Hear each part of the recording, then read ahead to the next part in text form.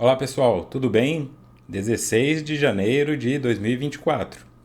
E esse é o estudo da obra Em Busca da Verdade, realizado pelo canal Mood, e eu sou Vitor Antenori Rossi. Estamos no encontro de número 25. Começaremos hoje o capítulo 7, A Possível Saúde Integral.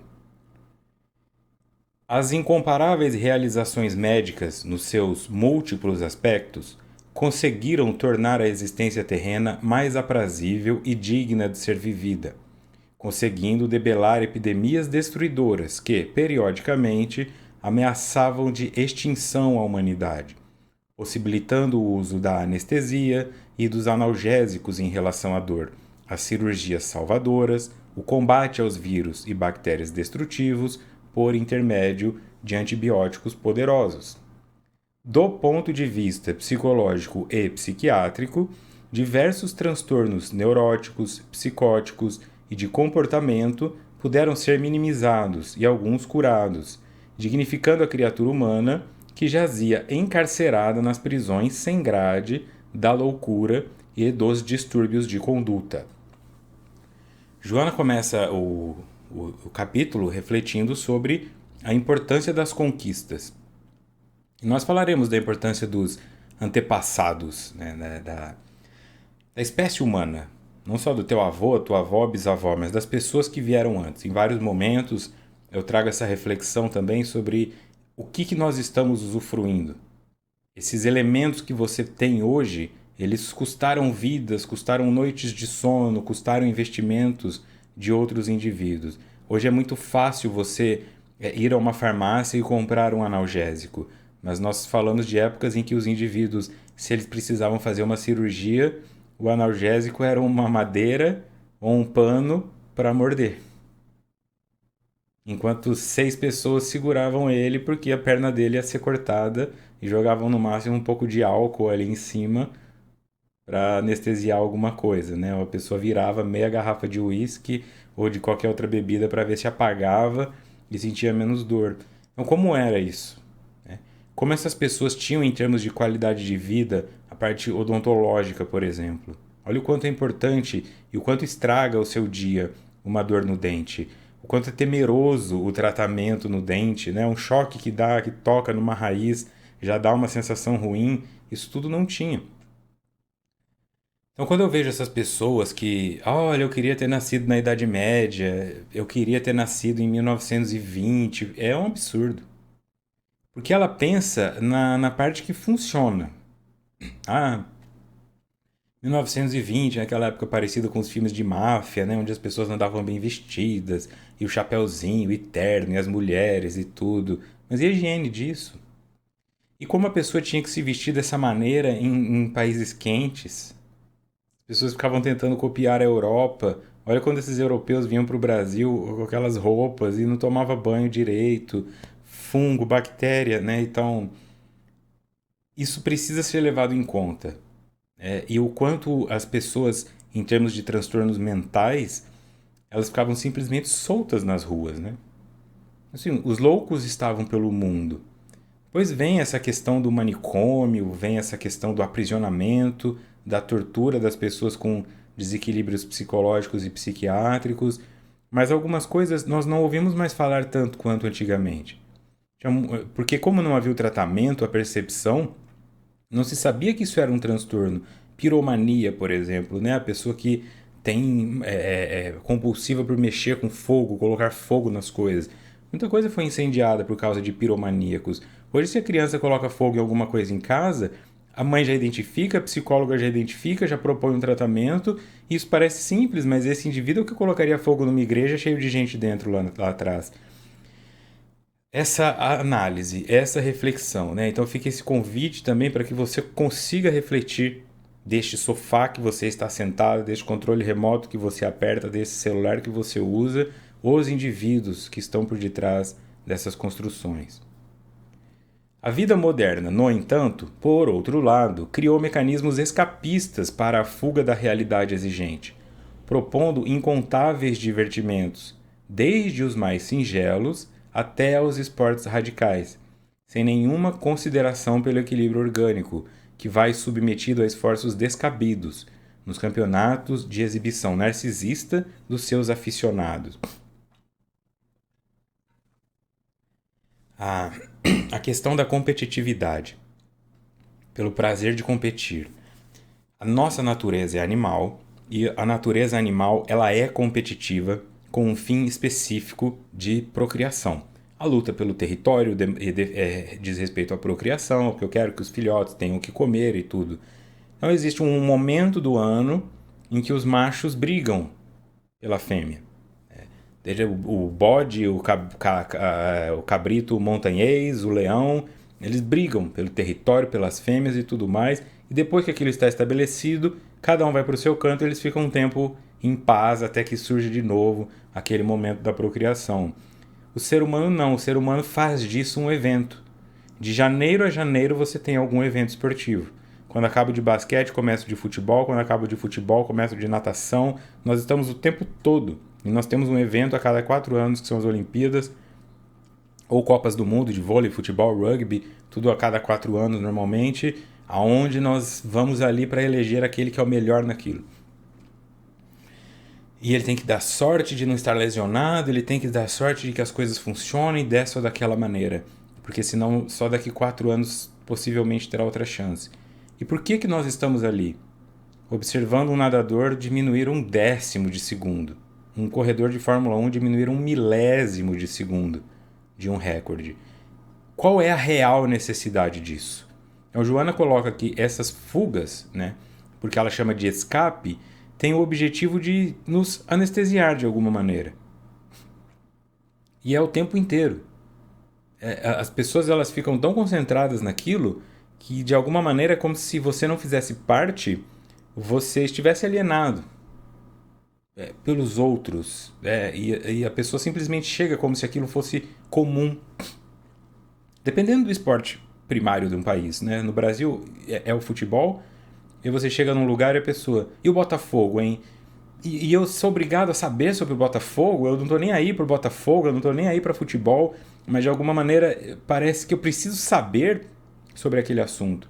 E aquele assunto permeia a conversa, e as pessoas ficam horas falando sobre aquilo, sobre a novela, sobre o futebol, sobre a série, sobre tudo, e pouquíssimo tempo falando sobre si mesmas. É muito difícil você ter um espaço de poder falar sobre si.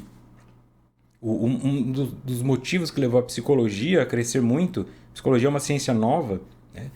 Vamos colocar aí, não quando começa, mas a partir do momento que se estabelece. No Brasil chegou em 1971, se eu não me engano, como uma ferramenta mais funcional. Então, as pessoas falavam mais de si mesmas. Fofocavam um pouco também, mas elas falavam mais de si mesmas, assim, né? Ninguém ficava muito amparando o outro, né? Homem não podia chorar e tudo, mas eles meio que falavam das insatisfações. Ele ia jogar um bilhar no bar e ele ficava, minha esposa tá me deixando louco, a minha vizinha, eles... Hoje não. Então a psicologia ela começa a ser uma ferramenta poderosa no tratamento humano, porque quase ninguém tem 50 minutos para ouvir o outro de graça. Quase ninguém tem 50 minutos para ouvir o outro por amizade. Ou quase ninguém usa esses 50 minutos para tentar entender o que está acontecendo com o outro e realmente dar uma ferramenta de correção ou reparo. Isso é raro. As pessoas perguntam como você está apenas como hábito. Elas não querem saber. E se você começa a discorrer sobre aquilo, elas tentam fugir daquele assunto ou pegar o máximo de informações possíveis para depois contar isso para os outros e aí fugirem de si mesmas falando de você. Então esse é o lado negativo da evolução que Joana coloca. Muita coisa positiva nós usufruímos, mas ao mesmo tempo nós fomos criando incontáveis divertimentos, desde os mais singelos até os esportes radicais, sem consideração pelo equilíbrio orgânico, que vai submetido a esforços descabidos. Quando se trata dessa questão, isso em outros estudos de livros dela eu já disse isso, o atleta olímpico, ele é um indivíduo compulsivo. Ele é um indivíduo compulsivo. Ele é uma pessoa neurótica. Tá? Então, ele tem um transtorno obsessivo compulsivo, porque é impossível você chegar a uma medalha olímpica se você não tiver um transtorno obsessivo compulsivo. É o dia inteiro. Eles treinam 6, 8 horas por dia, e eles tentam, e eles tentam, e eles não fazem mais nada. E por mais que você olhe, o corpo desse indivíduo é um corpo atlético, tem um sofrimento. Você olha um lutador de MMA, por exemplo, e você pensa, olha como ele é todo musculoso. Ele é musculoso, mas na pesagem ele tem que reduzir 8, 9 quilos de líquido. Aí os caras fazem esteira ou saem para correndo na rua vestidos com saco de lixo para desidratar completamente, para na hora da pesagem estarem batendo peso e acabou a pesagem eles têm que engordar 10 quilos até a luta que é no dia seguinte, recuperar isso é torturante para o corpo. E depois que a luta acaba, eles estão todos detonados ali, os atletas eles têm que ir para aquelas piscinas de gelo, ou então aqueles equipamentos mais modernos mais de criogenia, onde eles vão para o gelado. É torturante, não é prazeroso. Treinar, gelo, massagem, fisioterapia, treinar, isso vai entrando na mente. Viaja, avião, fica longe da família, é complicado. Não tem anonimato, não pode ir numa padaria. Então eles recebem muito dinheiro para isso. Só que isso também custa muito caro psicológica e fisiologicamente.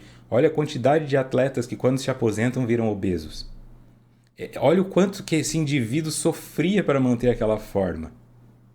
É onde você vai percebendo que tem um preço que você paga para conquistar uma medalha que, em tese, assim, não vale nada. Uma medalha de ouro olímpica não vale nada. O que, que você faz com ela? Não dá para comprar um pão na padaria com essa medalha. Ela não vale nada, né? Espiritualmente falando, você desencarna e fala: ei, o que, que você fez no planeta Terra? Eu ganhei a medalha de ouro no salto com vara. Pro indivíduo, né? Assim, pro ego, para ele mesmo. Mas em termos de. Não, assim, ela não tem um valor real, né? Não tem um valor real como não tem valor real novela, ou valor real quem ganha reality show. Não tem valor real. Por outro lado, os exercícios físicos, trabalhando as formas em favor da beleza estética, pecam pelo excesso de musculação, de caminhadas cansativas, do uso de anabolizantes, de enxertos de silicone, de cirurgias corretivas, tornando-se um distúrbio de natureza psicológica. É importante ressaltar a palavra excesso, tá? Porque o viés aqui não é olhar Joana de Ângeles como uma mulher conservadora que acha que todo mundo tem que ficar do jeito que é e não pode fazer nenhum tipo de procedimento estético. Ela usa a palavra excesso e pecado, né? Pecam pelo excesso. O excesso é aquilo que começa a transformar você em refém daquela escolha. Você tem que vender seu carro para fazer aquele tratamento que é estético. Você começa a não ter recursos para trazer para dentro de casa por conta disso. Sei lá, você está comprando uma fralda mais barata para você para poder comprar uma máscara capilar mais cara. Para o seu filho para comprar uma máscara capilar mais cara para você. É nesse sentido de começar a perceber, porque isso é sutil. Você vai se dando conta que você pensa, eu não tenho dinheiro, eu não tenho dinheiro. Você não tem dinheiro para quê? Você não tem dinheiro para seguir um padrão estético que você alcançou e agora não quer sair, ou você realmente não tem dinheiro? Porque é 700, 1.200 reais no salão de beleza, depois um tratamento para quebra de célula de gordura com uma máquina importada, que não sei o quê, e quando você vê, você vai olhar no fim do ano as suas contas, você gastou 20, 25 mil nisso. Então você tem dinheiro, porque tem famílias que ganham isso por ano. E, sei lá, de alguma maneira elas sobrevivem. Só que quando você chega nesse ponto em que você olha o seu cartão de crédito e você está pagando 8, 15 mil por mês, no que realmente você está gastando? É esta reflexão. Há um excesso? Olha, eu ganho 150 mil, 15 mil por mês não é nada. Então não é um excesso para você. Não faz diferença. Se você quiser comprar uma lancha à vista para deixar ela lá na marina, não tem problema. A conversa aqui é com quem se sente pressionado, que sente que está trabalhando nesse mês para pagar a conta do mês seguinte, mas às vezes tem uma renda de 12, 15, 25 mil. Como é que uma renda de 12, 15, 25 mil você está vivendo para pagar só esse mês? Então tem alguma coisa a mais, tem algum excesso aí. Identificando qual é esse excesso, você consegue trabalhar essa questão porque isso vai te dar um conforto psicológico. Talvez para ter uma vida com um padrão justo, né? É que eu não defendo pobreza, eu não defendo essa coisa de humildade, não, é justo. O que você gosta? Você gosta de pedir pizza todo dia? Tá bom, pede pizza todo dia, não importa. Mas para você ter um padrão justo, talvez você descubra que, sei lá, uns 3,5, 4, 5 mil por mês você está gastando com excesso. Isso significa que em um ano são 60 mil. Se você tem esses 60 mil na sua conta, talvez você tenha 6, 7 meses de folga para não ter que pensar em dinheiro. Isso vai amortizando sua angústia. É uma construção. Após um tempo, você se sente integrado nisso tudo. Caiu 12 mil na minha conta. Eu não sou obrigado a gastar 12 e nem 13. Por que eu tenho que gastar o que eu ganho? Por que o meu padrão de vida não pode ser o meu padrão de vida meditativo? Eu paro, reflito, olho realmente o que eu gosto. Eu uso os recursos todos que tem nesse carro que eu comprei? Eu uso todos esses streamings que eu assino? Eu uso todos os recursos desse relógio? Quando você identifica o que você gosta, é assim que eu quero comer, é isso que eu quero ter, você vai descobrir. Você vai descobrir que de 15 a 30% você está gastando mais do que precisa. Esse excesso é o que vai determinar o teu sofrimento. Porque isso vai te tornando refém. Você não percebe mais o quanto você tem. Em termos de pessoas, em termos de tudo. Talvez você esteja morando num apartamento que você comprou por 600 mil. Há 15, 20 anos. E você não se dá conta que ele já está valendo 1,5 milhão, 2 milhões. Você é milionário e não sabe, não se sente. Se você vendesse isso, você ganharia 2 milhões. Mas você ainda tem a cabeça de que está num apartamento de 600 mil e que é pobre e que está difícil porque aumentou o preço do abacate e não sei o quê. Mas se você respirar fundo, talvez você veja que não. E algumas pessoas, se respirarem fundo, vão perceber que são menos do que são. É uma dor também. Eu vou voltar aqui para falar isso porque é importante de... Às vezes você acha que você é classe média e você é classe média baixa. Às vezes você quer viver com o pessoal que é classe média e você é classe média baixa. Ou acha que é classe média baixa, mas é classe baixa alta. Não percebe. Não é um espaço para você esse aí. É uma representação hoje de 2024, você olha assim, classe média baixa. É quem tem um T-Cross, um Yaris, um Renegade. Isso é classe média baixa. E às vezes a pessoa acha que ela é a classe média. Classe média é a pessoa que compra uma bolsa de 8 mil e tá tudo certo, porque achou bonita. Isso é classe média. Você começa a identificar, então, aonde eu vou. Então, talvez seja melhor você ir para um local onde você possa ir num restaurante e comer o cardápio inteiro se você quiser, porque ele está dentro do seu orçamento, do que ir num outro onde tem gente que está fazendo isso, porque tem dinheiro para comer o cardápio inteiro e ficar escolhendo esse risoto aqui, mais essa salada, eu acho que dá, acho que eu consigo. Isso é sofrimento. Tentar estar num local onde você não cabe. Seja porque está muito alto, né? Um tênis 2 números maior ou 2 números menor, ele vai te fazer mal do mesmo jeito. Caminhadas cansativas, excesso de musculação. Tem gente que passa o dia inteiro na academia. Tem gente que já faz da caminhada, que deveria ser um momento de prazer também, liberação de endorfina, uma tortura. Uso de anabolizante, enxerto de silicone, cirurgia corretiva. E a pessoa que faz cirurgia corretiva, né? Existem casos de pessoa que tem uma mancha no olho, aí faz a cirurgia. Aí essa cirurgia no olho entorta um pouco o nariz. Aí vai fazer o nariz. Quando ela vê, ela não consegue mais parar. E a ideia de ficar monitorando a sua corrida para saber o teu pace, porque você tem que... Não, de vez em quando você tem que sair para correr ou caminhar livremente. Desconectado do timing. É inacreditável o número de pessoas que vão de carro para a academia para andar na esteira. Corre na cidade. Encontra um espaço. O que Joana está convidando é para ter qualidade de vida.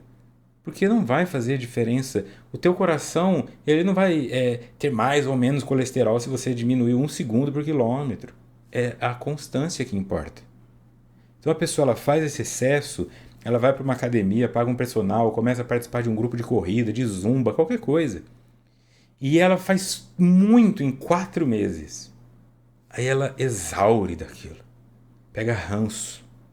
Ou ela sofre uma lesão que tem que deixá-la 15 dias parado e depois ela não consegue retornar mais naquele ritmo. Aí ela se culpa e não vai mais. Então é melhor que você faça todos os dias para sempre, todos os dias que forem funcionais para você, que seja 3 vezes por semana, para sempre, do que todos os dias durante 4 meses. Esse é excesso. Não há pressa.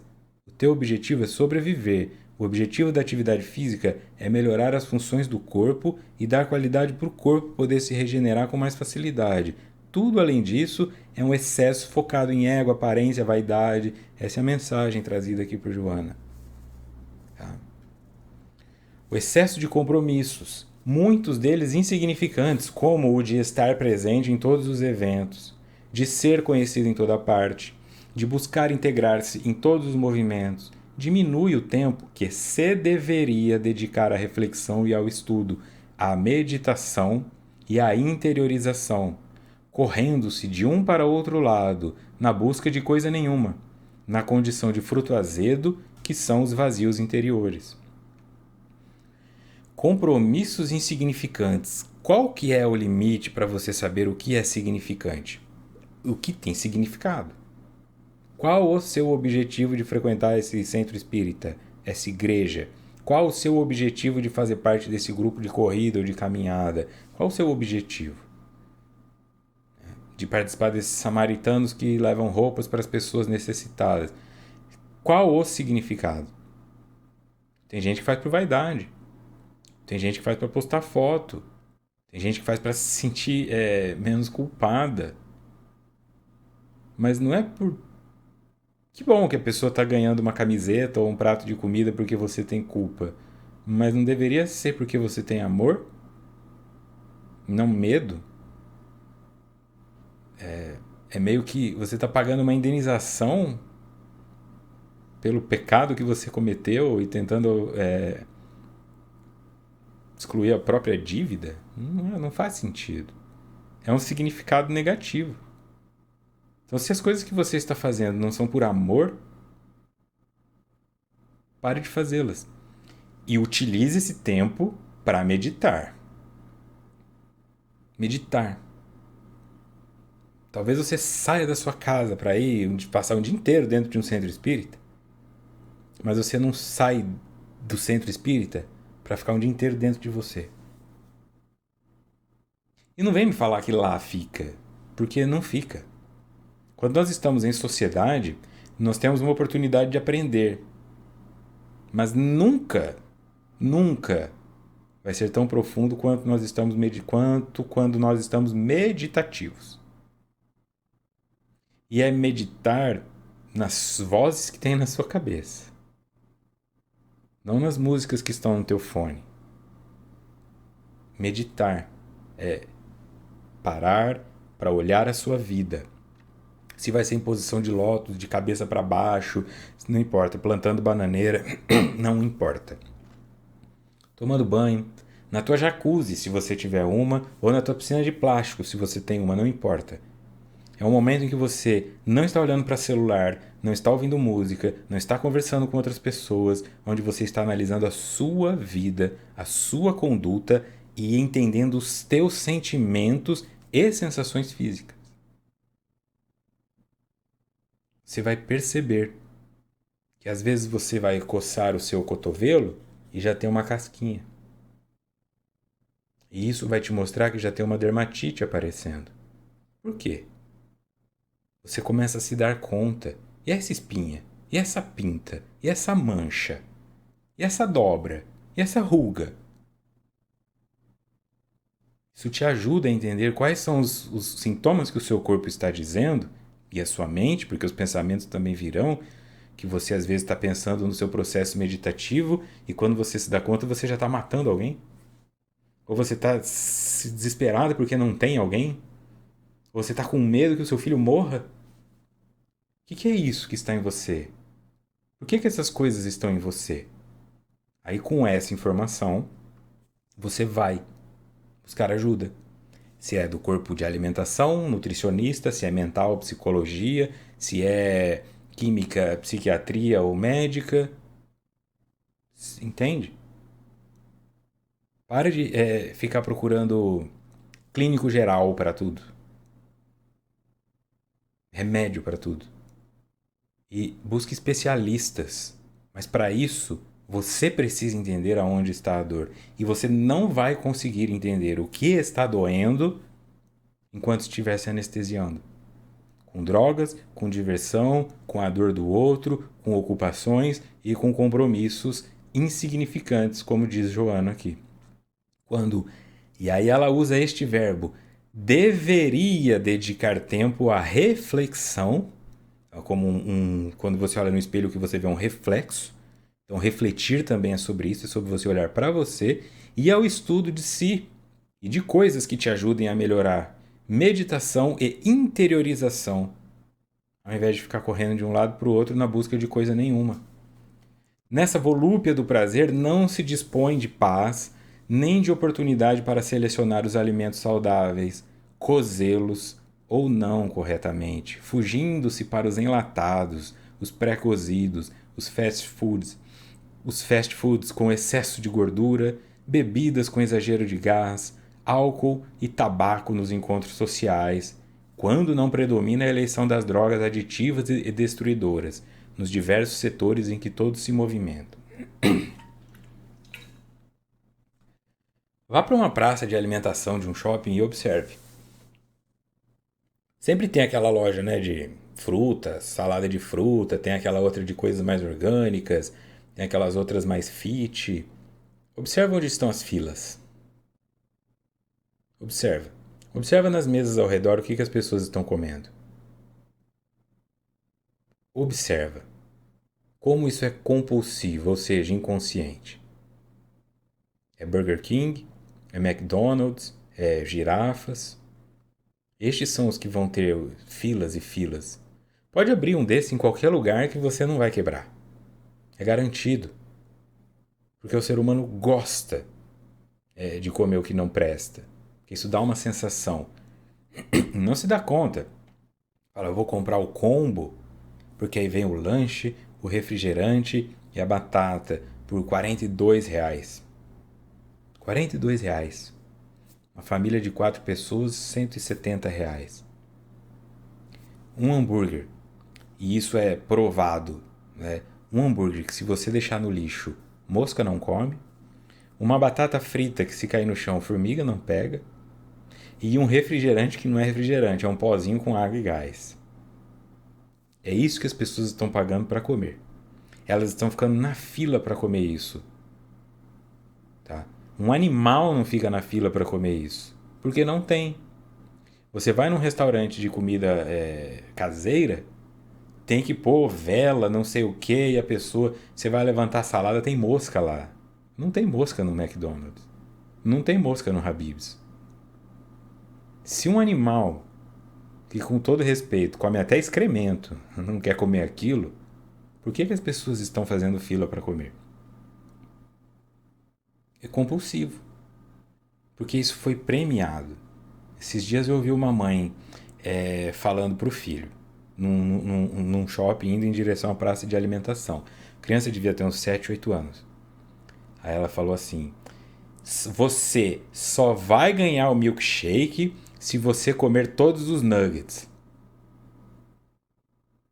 Ou seja, só se você comer todas as sobras das galinhas, tudo que sobra de osso, olho, pescoço, triturado em nugget, frito num óleo velho, aí eu te dou o direito de tomar açúcar. É isso. Antes era pelo menos, né? Come a salada para poder comer uma fruta. Agora é come um nugget para poder comer um milkshake. O que será dessa criança? É uma criança que se enxergou premiada dessa maneira. Então, como ela é criança, neste momento, esse é o paladar dela. Então, na China, não fala comida chinesa. Na China, comida é comida. Então, na infância, o paladar é o paladar. Quando ela se tornar adulta, o que ela vai fazer com o filho dela? Premiá-lo com nuggets, puni-lo com nuggets, né? É a refeição do dia, e premiá-lo com milkshake. Isso é compulsivo. Nós não refletimos sobre a coisa e nós vamos repetindo isso porque se torna uma tradição familiar que é tóxica. O que Joana convida é uma reflexão neste sentido. O que é que você, como indivíduo, está fazendo de escolhas e o quanto essas escolhas beneficiam ou punem seu corpo? Porque ela diz, as pessoas nem olham mais para o que elas estão comendo. Não cozinham, é tudo pronto. Bebida com exagero de gás. Por que que você precisa de gás numa bebida? Não existe nenhuma bebida na natureza que tenha gás. Se não tem na natureza, não é necessário para você. Álcool e tabaco nos encontros sociais. Tenta ir em qualquer lugar sem fumar e sem beber. Você não consegue nem puxar assunto. Se você vai numa balada de madrugada, é na área de fumantes que você vai fazer amizade. É na fila da bebida que você faz amizade. Se você chega lá com uma garrafinha d'água, vão falar, deve ter tomado êxtase, LSD e tá só loucão. Não tem mais. É difícil você se relacionar sem o uso de substâncias com as pessoas hoje. O número de obesos é surpreendente, em face da alimentação mal orientada e da falta de exercícios saudáveis, tornando-se uma enfermidade de natureza pandêmica, impondo despesas volumosas aos cofres públicos das diferentes nações pelo desrespeito total aos programas de saúde. Então aqui ela chega num ponto que eu estou há quanto tempo trazendo, né? Nota do expositor. No artigo Dia Mundial da Obesidade do Senado Brasileiro. A estimativa da Organização Mundial de Saúde, divulgada em 2022, é de que haja em torno de 1 bilhão de pessoas com essa condição no mundo, sendo 650 milhões de adultos, 340 milhões de adolescentes e 39 milhões de crianças. Esse número, de acordo com a organização, continua crescendo. No Brasil, o Ministério da Saúde afirma que estima que 60% dos adultos já tem excesso de peso, sobrepeso, e que 1 em cada 4 adultos tem obesidade, num total de mais de 41 milhões de pessoas. 39 milhões de crianças, isso é sempre responsabilidade dos pais. 39 milhões de crianças estão sendo tratadas pelos pais como se fossem porquinhos, comendo lixo. Porque os pais se tratam com porcaria. Então, se a pessoa falar, eu tô com vontade de comer comida, é porque ela estava comendo o quê? Outra coisa. Se não é comida, é plástico, é lixo, é porcaria. Então, como eu já disse, quem come porcaria é porco. Eu não posso me tratar dessa maneira. Eu tenho que tomar consciente. Tudo bem, minha avó fez isso, minha bisavó, minha mãe. É assim que o meu sistema ensinou, mas eu preciso, em algum momento, tomar responsabilidade, assumir responsabilidade por isso. 1 bilhão de pessoas obesas no mundo. E aí continua. No artigo Mais da Metade do Mundo terá obesidade em 2035, da CNN Brasil, escrito pela Jennifer Rigby. Mais da metade da população mundial estará acima do peso ou obesa até 2035 se não houver uma ação significativa para conter o problema, de acordo com o novo relatório. O Atlas 2023 da Federação Mundial da Obesidade prevê que 51% do mundo, ou mais de 4 bilhões de pessoas, serão obesas ou terão sobrepeso nos próximos 12 anos. Então, isso é um aumento de 400%, porque em 2022 estava em 1 bilhão e em 12 anos isso vai subir para 4 bilhões. Mais da metade do mundo. Então, cada 2 pessoas que você conhecer, uma será obesa. E se você estiver andando com uma pessoa magra, obesa é você. Isso é muito grave. Sabe por que isso é grave? Porque isso fala muito com o que eu trouxe em encontros anteriores, sobre quem é que faz a legislação, legisla a próprio favor. E nós já estamos entrando neste momento em que você não pode mais criticar a obesidade, senão você é gordofóbico. Palavra mais imbecil já criada. Você poderia usar lipofobia, porque a pessoa que tem medo da gordura em si. É uma fobia de engordar. Ou gordofóbico, não é gordofóbico, porque a obesidade é doença. E todos nós somos fóbicos de doença. Você não beija uma pessoa com herpes aqui. Você se afasta dela. Isso é um instinto de sobrevivência. Se a pessoa tiver com manchas na pele, você pensa 2 vezes antes de tocar. Então o nosso cérebro entende a obesidade como doença. É natural que nós não queiramos entrar em contato com isso. É incômodo sentar no ônibus e ter uma pessoa obesa encostando em você, porque ela está ocupando o espaço dela e o seu. É incômodo e você tem o direito de se sentir incomodada com isso. A pessoa tem que se resolver. Então essas leis vão sendo criadas por essas pessoas. Está todo mundo obeso? As leis são criadas para obesos. Então a empresa aérea ela é obrigada a ter assento por obeso. Isso vai aumentar o preço por quem não é obeso. E aí eles começam a criar um mundo onde há uma aceitação e um acolhimento da doença ao invés de um investimento na cura. Porque é mais fácil você colocar uma placa buracos nos próximos 17 quilômetros do que consertar 17 quilômetros de buracos na rodovia. Mas é um buraco gigantesco, 51% de pessoas em 2035, que é logo aí, obesas. Obesas. E ainda terão aquelas que estão um pouco acima do peso e tudo mais. Não dá para fingir que tá tudo bem. Essas influencers completamente com 180 quilos falando sobre... Não é qualidade de vida, isso é doença. Isso precisa ser tratado dessa maneira. Se é estético ou não, se atrai sexualmente o outro, não importa. Não é disso que nós estamos falando aqui. Não significa que a pessoa não vai ter alguém que a ame, que ela não possa se casar. Não é sobre isso. É sobre a compreensão de que uma criança obesa é um sintoma grave que deveria atrair o conselho tutelar. Nesse nível. Assistência social. Criança obesa andando no shopping, conselho tutelar e responsabilização dos pais. Não é normal, não é cultural, é doentio. Como dar um cigarro para uma criança é dar um milkshake para uma criança. Isso precisa ser ressignificado. Seguindo no artigo do Atlas Mundial da Obesidade de 2023. Segundo o Atlas da Obesidade no Mundo, em 2020, que foi feito ano passado, 2023, o impacto do sobrepeso no PIB nacional 2035 será de 3%, considerado muito alto na escala do estudo.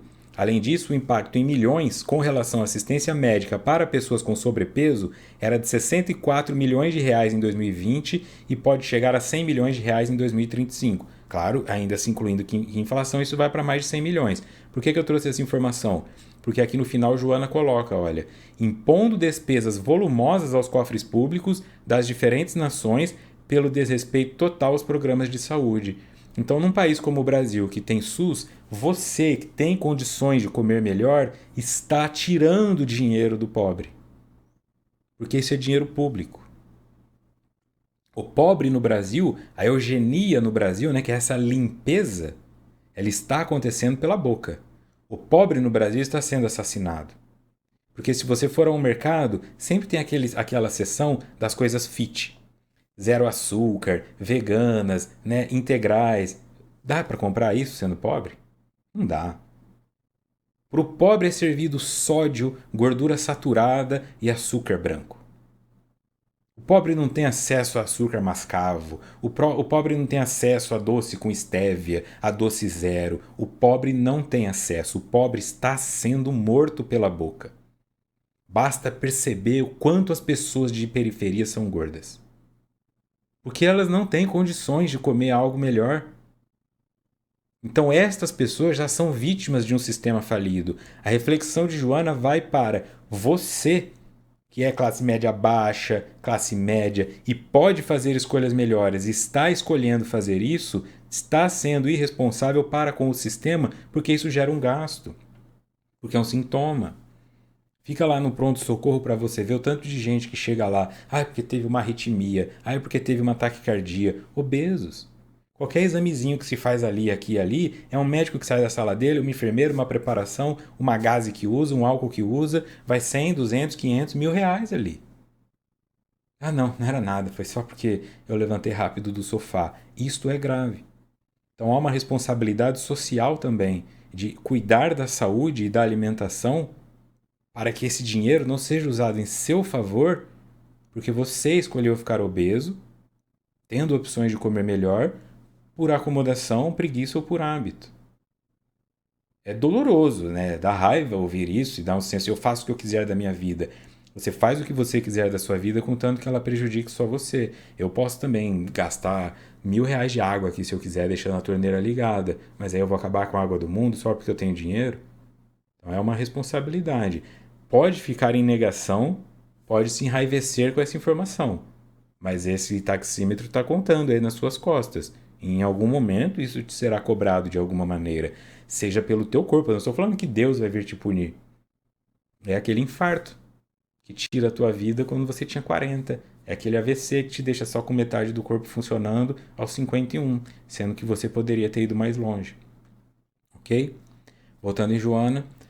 Por outro lado, cirurgias de diminuição do estômago, com a colocação de balões inflados para reduzir a capacidade alimentar, quando o esforço pessoal, a decisão honesta e sincera de cada qual melhor, cuidar-se poderia resolver o impasse.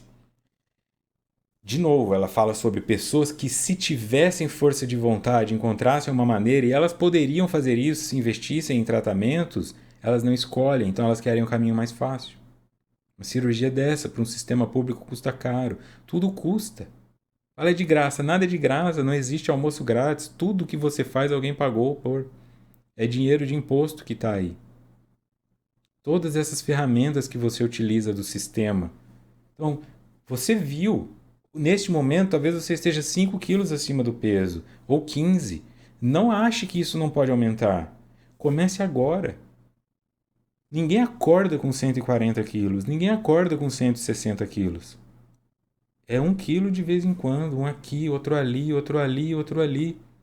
Aí depois que está estabelecido daquele jeito, e chegou desse jeito, porque a pessoa tem preguiça e tem falta de motivação, ou tem algum transtorno psicológico tratável que a impede de seguir, é óbvio que ela vai optar pela cirurgia, que envolve risco, que envolve um monte de coisa. Ela não quer ficar 2 anos emagrecendo pela saúde, pela atividade física. É sempre cansativo. Só que é onde se cria o valor. É onde se cria a virtude, porque não é sobre estar 50 quilos a menos de peso, não é sobre isso. É sobre você ter conseguido trabalhar a sua mente para dar conta de obter esse resultado. Então, qualquer outro resultado você poderá obter na sua vida. Se você deu conta de mudar a sua alimentação, de quebrar padrões familiares ancestrais, se você deu conta de vencer o tecido adiposo no seu corpo, você enfrenta chefe ruim, você enfrenta depressão, você enfrenta filho com dificuldade, você enfrenta divórcio, você enfrenta qualquer coisa. Porque você desenvolveu a habilidade de suportar a disciplina para alcançar resultados de médio e longo prazo. E a vida espiritual é prazo infinito. Deve haver em você uma forma de construir possibilidades de alcançar resultados a longo prazo. Senão você vai viver só de século em século, só de corpo em corpo. Uma decisão honesta e sincera de cada qual melhor cuidar-se poderia resolver o impasse ao invés de fazer a redução do estômago. Então talvez você já esteja com a redução de estômago marcada. Talvez, como eu disse, você esteja 5 quilos acima do peso agora. É agora que você começa a evitar que isso aconteça. O quilo que você não ganhar é 1 quilo que você já perdeu. O sexo promíscuo transformou-se em elemento vital aos relacionamentos, às atividades de qualquer natureza, e o seu desempenho passou a ser motivo de comentário e de exibicionismo em todo lugar, como maneira de vender sensações, desde que outro não é o interesse dos seus propagadores. Então, assim como se finge que nós não estamos vendo, né, a parte da gordofobia, também se finge que nós não estamos vendo a promiscuidade, porque não, isso é liberação, meu corpo, minhas regras, eu faço o que eu quero, homem ou mulher. Mas essa é a moeda de agora. Essa é a moeda. Isso está sendo vendido. Está cheio de gente ficando rica com OnlyFans. OnlyFans, talvez se você não saiba, é um lugar onde a pessoa vai lá e ela fica se mostrando pelada e a pessoa assina por mês para ver aquilo. E tem gente que assina. Tem gente que só fica lá mostrando o pé e ganha $15 por assinatura. Tem 10 mil assinaturas. Vou mostrar o pé. Para quem tem fetiche. Só isso. São conteúdos. O conteúdo erótico, as roupas e tudo, né? Então tem pessoas que não querem se envolver nesse caminho. Então tem mulheres que reclamam e que não tem roupa para comprar. Porque todas as roupas são cortadas, decotadas, são isso e aquilo. E às vezes a pessoa quer uma roupa um pouco mais. Ela não quer que seja formal. Ela quer que seja um casual, mas que seja um casual que não é uma burca, mas também não é um cropped. Então é muito difícil porque a moda determina.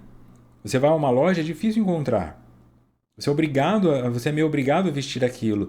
E aí é onde aparecem aquelas lojas que vendem uma coisa um pouquinho diferente ou mais clássica, aí o preço está lá em cima, que é a mesma coisa da comida para o pobre. Então o pobre é obrigado a usar aquelas roupas que todo mundo usa, a comer aquilo tudo que não presta, o pobre vai sendo morto aos poucos. Enquanto quem sobrevive são os classe média e os ricos que podem fazer escolhas um pouco melhores. A reflexão é sobre estes que podem fazer escolhas melhores e escolhem as piores Por que estão fazendo isso? Por que não estão servindo de modelo? Por que não estão ajudando a massificar os produtos? Quanto mais pessoas comprando esses produtos bons, orgânicos, mais gente terá interesse em produzi-los. E isso permite que chegue ao pobre. Para de comprar produto industrializado, começa a comprar orgânico, você que tem dinheiro. Aí a Sadia, a Seara, eles vão querer vender esses produtos. Olha o tanto de produto vegano que tem da linha Incrível hoje. Ele começou com um.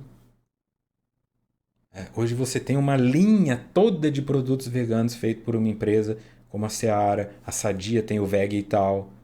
Quando eu comecei essa alimentação não tinha nada disso para comprar. Agora você vai ao mercado, tem freezer só disso, prateleira só disso. O preço que era R$ 25 por 2 hambúrgueres começa a cair para 17. É assim que nós vamos vencendo essa barreira.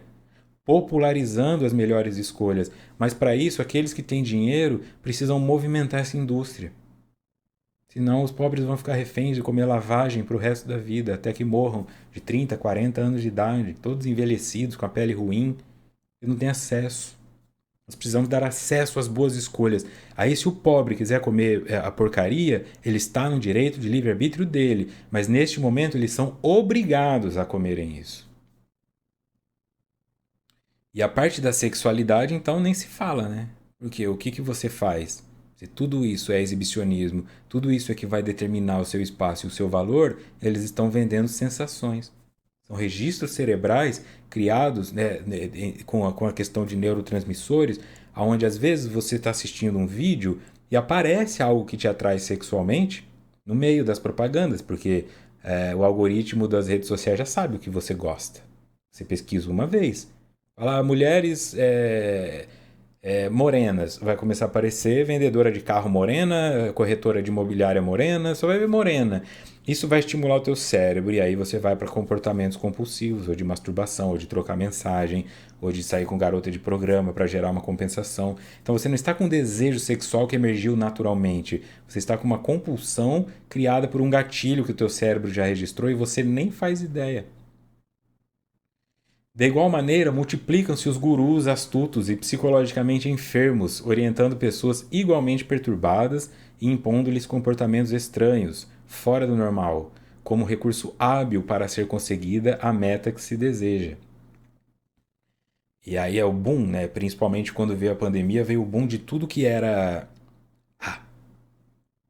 coach, terapeuta, massagista, qualquer coisa. Designer de sobrancelha. A pessoa achou que sabe fazer uma coisa, ela vai lá e ela vira aquilo. Então as pessoas ficam, eu sou terapeuta, mas o que é terapeuta? Terapeuta holístico, terapeuta alternativo, terapeuta integrativo, o que isso significa?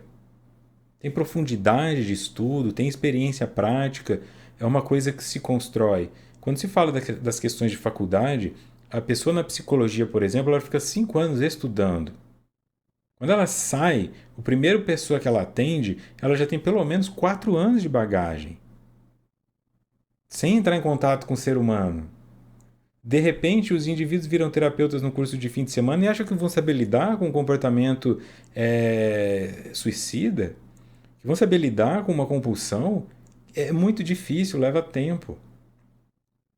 Só depois de uns 5 anos de graduado em psicologia é que o indivíduo começa realmente a se sentir psicólogo também. Não é simples. Não é uma questão de protecionismo de classe. Tem psicólogo horrível, né? E tem senhora analfabeta lá no sertão da Paraíba ótima. É sobre a habilidade técnica que está sendo trabalhada aqui. Hoje você tem terapeuta, a pessoa coloca lá terapia comportamental, mas você não sabe, tem graduação, não tem graduação, fez algum curso. Não faz diferença, porque os indivíduos estão buscando aquilo que é mais barato. Então, espiritualmente falando, isso é péssimo, porque várias pessoas só é bom mercadologicamente para quem trabalha como psicólogo. Para mim, por exemplo, mercadologicamente é bom, preferia que não fosse, porque está chegando um monte de gente arrebentada por terapeutas ruins. Tentaram de tudo. Tentaram mais barato, tentaram mais rápido, tentaram a promessa mais simples. Aí quando elas chegam todas destruídas, agora deixa eu tentar o caminho sério. Porque é isso que estão fazendo, em todas as áreas de atuação. Então o indivíduo coloca um pano lá por cima deles e chama de monge de guru, deixa uma barba branca crescer, de repente ele virou sábio. É sobre tomar cuidado. É sobre perceber que essas coisas, elas são longevas. É o tempo que constrói uma reputação e um legado, e não a imagem. E não a imagem. Cultos religiosos extravagantes e enganosos prometem saúde total, como se oferecem produtos no mercado, atraindo as massas ansiosas e necessitadas, que têm exauridos os seus salários na compra dos favores divinos, quando seus líderes não são mais atrevidos e exigem que Deus os atenda nas suas imposições teatrais, que levam os adeptos ao delírio. Então, novamente, há um tempo estou andando ali, passei aqui perto de uma igreja universal do Reino de Deus e tinha um cavalete na frente da igreja assim, ó. Hoje, cura da depressão. Hoje, assim, terça-feira à noite, cura da depressão. Olha, com todo respeito, porque eu sei que provavelmente as pessoas dessa igreja não estão vendo, e isso é uma infração social. O cavalete estava na calçada, eu meti a bica no cavalete e joguei ele na sarjeta, assim, eu assumo. Eu assumo. Porque o- quando você vê o tipo de pessoas que estão entrando, na Igreja Universal principalmente, que são essas pessoas que já são pobres, que já são sofridas e tudo mais, a vontade, na verdade, era de bater no pastor, né? Mas não se pode, deve se controlar o impulso de violência, porque a violência volta contra a gente. Mas um chute no cavalete eu consegui dar, assim. Mas isso não muda o mundo, né? Isso só me faz parecer um louco chutando cavalete na frente de uma igreja, né? Um intolerante religioso. E é isso que está acontecendo. É cura da depressão, é cura do casamento. Não pode separar, vem aqui. Tem coisa que não se cura assim. Cadáver não se cura. Tem casamento que já morreu. Tem emprego que não vai funcionar mais. Tem mente que já pifou. Eu sinto muito. Tem coisas que não podem ser ressuscitadas. Elas devem ser enterradas. Deve-se trabalhar o luto. Não se cura uma depressão numa sessão religiosa. Porque você pode dar uma sensação. Se eu der LSD pra você, êxtase pra você, heroína pra você, você vai lá pra cima, tua depressão cura na hora. E aí naquele momento eu falo: "E aí, quanto vale essa cura que eu te dei? Você me dá tua casa". Olha, Vitor, vai 20 anos que eu tô tentando me curar, eu nunca consegui. Então ele vai lá na igreja, tem aquela egrégora, as pessoas gritando, abraçada, o pastor olha no olho, faz uma oração, a pessoa acredita naquilo, ela dá o salário. 2 dias depois, que passa a euforia, volta. Aí ele vai falar o quê? Mas você não fez direito, devia ter orado, agora você. Entende? É uma manipulação muito tóxica. Mas as pessoas estão abertas a isso. Porque principalmente os que têm condições, a maioria está se lixando para os pobres. E não defendem eles disso. Tem poder de expor, tem poder de ir numa igreja dessa, um advogado de repente abrir um processo no Ministério Público, entrar numa prefeitura, um vereador, mas eles não fazem isso. Tudo isso porque o ser humano perdeu o senso de direcionamento dos objetivos essenciais da existência terrestre, confundida com uma viagem ao país do prazer e às praias do divertimento insensato. Então, segundo Joana, nós perdemos, como humanidade, o senso. Estamos sem noção de direcionamento dos objetivos. Então, nós não temos a direção que é rumo a alguma coisa que é o objetivo que deveria ser essencial para a existência terrestre. E nós estamos confundindo isso, querendo ter o maior prazer possível. Prazer sexual pelo corpo, o prazer gastronômico pelo dinheiro e pela comida, o prazer de viagem, viagem, viagem, viagem, viagem. Tem que ser na primeira classe e comprado com milha na passagem que foi emitida com desconto. E é um prazer maravilhoso. O indivíduo tira mais foto no avião do que no lugar para onde ele foi. E às vezes é um babaca com a comissária de bordo. Entra assim.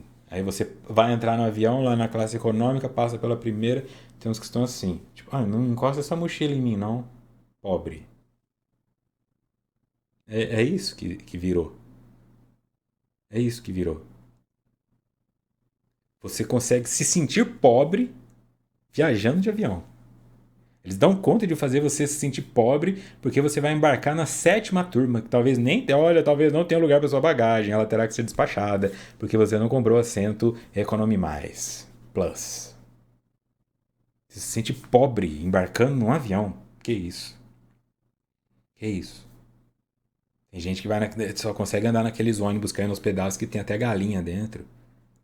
Então, o que é de verdade, né? Ou como nós somos manipulados para não enxergar quem realmente é pobre e nos sentirmos pobres, mesmo sendo classe média. A autoconsciência em torno dos deveres que dizem respeito à reencarnação e à necessidade de a utilizar de forma adequada constitui fator primordial para o bem-estar e a paz que não tem recebido consideração. No aturdimento, porém, que toma conta das pessoas e da vida social, a conquista dessa consciência de si mesmo fica relegada a segundo plano, ou nem sequer valorizada sob justificações infantis de nenhuma relevância. Autoconsciência, qual é o dever em respeito à reencarnação? Para mim, com o meu corpo e para as pessoas que podem contar com a minha ajuda. Isso vai trazer bem-estar e paz. Só que ela diz que nós ficamos tão presos nessas outras questões que foram citadas aqui, parando de olhar para nós mesmos, ficando inconscientes com relação a nós mesmos e dando justificativas infantis de relevância nenhuma. Por isso é importante, quando eu falo dos estudos aqui, eu não cobro. Por isso não tem conteúdo premium, não tem nada disso, não tem nada pela metade. Porque eu quero que qualquer pessoa tenha acesso a essa informação. E eu tento trazer isso com uma didática que não seja uma didática intelectualoide. É de uma forma que são exemplos simples do dia a dia, que irrita alguns intelectualoides e pseudo-sábios. Ah, você dá muito exemplo. Ah, você podia ser mais objetivo. Eu podia, mas eu ia estar dando algo para você que já tem a mente treinada para isso. E eu tô aqui para falar também com uma pessoa que nunca ouviu falar no assunto, que não sabe escrever Jung e Freud. Ela precisa dessa informação mais que você. Que você pode consegui-la em outro lugar. Mas ela precisa. Então é importante estar aqui. É importante isso que vocês fazem de ajudar na divulgação. É a parte que eu consigo no momento fazer como psicólogo, que é a ferramenta que eu tenho. E eu levo para você essa reflexão. Com a ferramenta que você tem, como é que você pode ajudar os pobres? Que são pobres de espírito ou de dinheiro ou de qualquer outra coisa. Há uma necessidade imperiosa, quão inadiável, de um indivíduo voltar-se para dentro, examinar-se honestamente e compreender-se, para em seguida ter definidos os rumos que deverá seguir, buscando a meta principal, que é a felicidade possível que lhe está ao alcance. E o que poderia trazer mais felicidade para o indivíduo de saber que ele foi o motivo da felicidade do outro? Porque a tua felicidade, você faz o que com ela? Tô sorrindo.